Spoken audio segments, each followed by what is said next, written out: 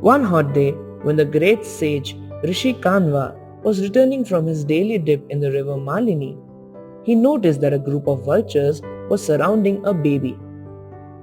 They were trying to protect the baby from wild animals.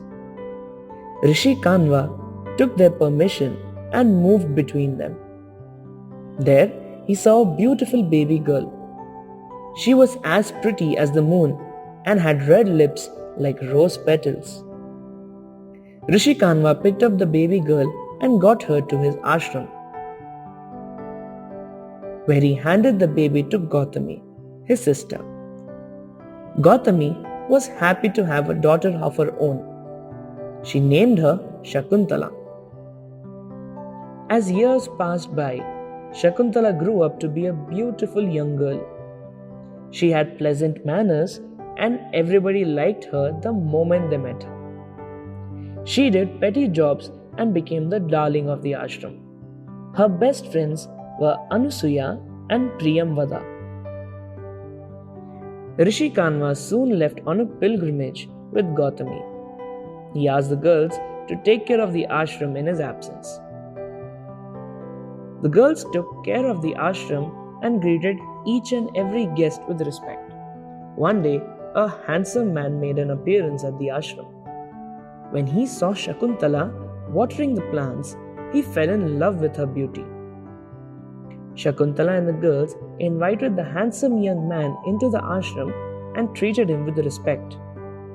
The young man was impressed by Shakuntala's gentle manners and soft words. He told her that he was King Dushyanta and proposed marriage to her. Shakuntala also liked him and wanted to get married to him. But she wanted to first ask her father, Rishi Kanva, for permission. King Dushyant had already spent a lot of time at the ashram and wanted to return to his kingdom. Shakuntala did not know when her father would return. After much thought, they decided that they would get married, but Shakuntala would stay at the ashram.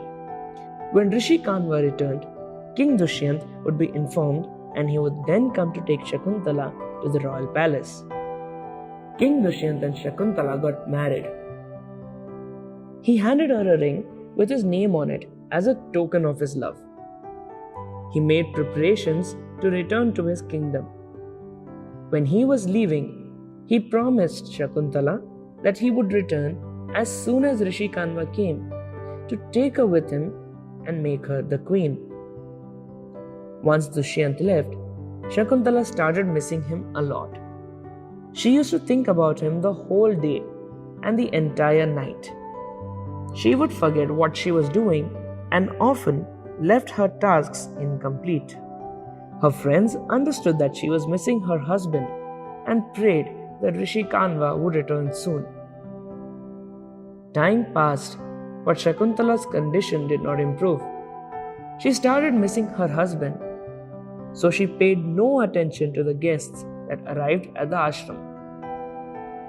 One day, a hot-headed sage called Rishi Durvasa came to pay his respect to Rishi Kanva. When he knocked at the ashram's door, Shakuntala did not hear him.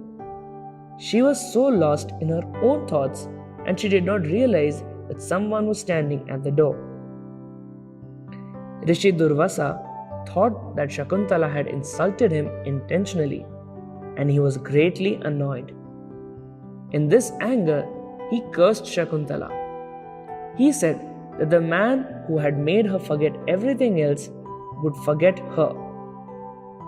When Shakuntala heard the curse, she fell at Rishi Durvasa's feet and asked for forgiveness. Listening to her story, Rishi Durvasa took pity on her and said that though he could not take back the curse, he could add a boon. He said that King Dushyant would remember everything when he saw the ring that he had given Shakuntala. Some more days passed and Rishi Kanva returned to the ashram. He was happy to know that Shakuntala and King Dushyant had got married. When she told him about Rishi Durvasa's curse, he urged her to go to King Dushyant's palace as it was clear that he would not send for her. As per the curse, he had totally forgotten her. Taking her father's permission, Shakuntala set off on the journey to Dushyanta's palace. The kingdom was far away, and the girls had to cross many rivers to reach there. One day, when Shakuntala was bathing in the river, the ring accidentally slipped from her finger and fell in the river.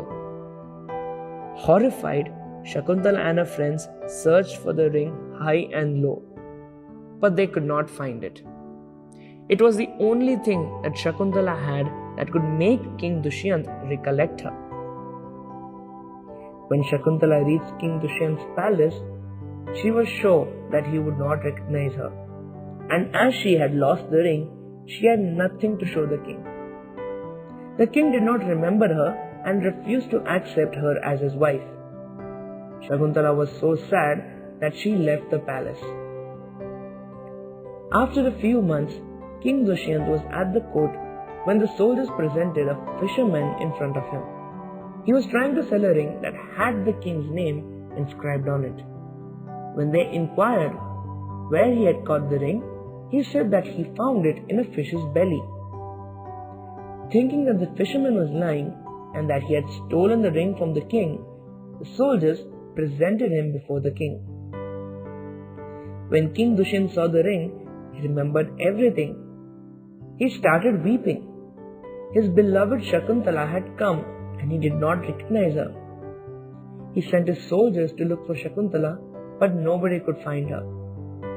He was deeply upset and slowly lost all interest in his royal duties. Years passed like this.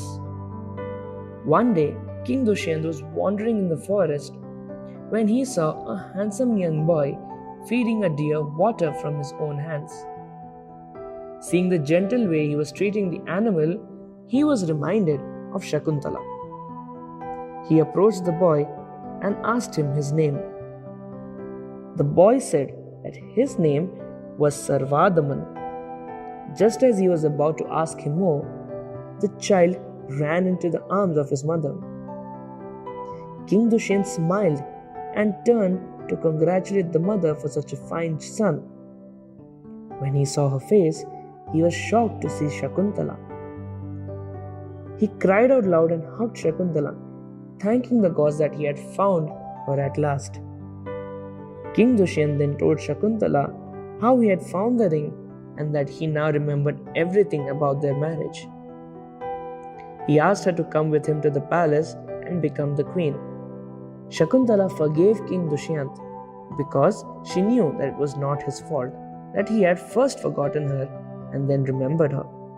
When the happy family was returning to the palace, a voice from heaven congratulated them.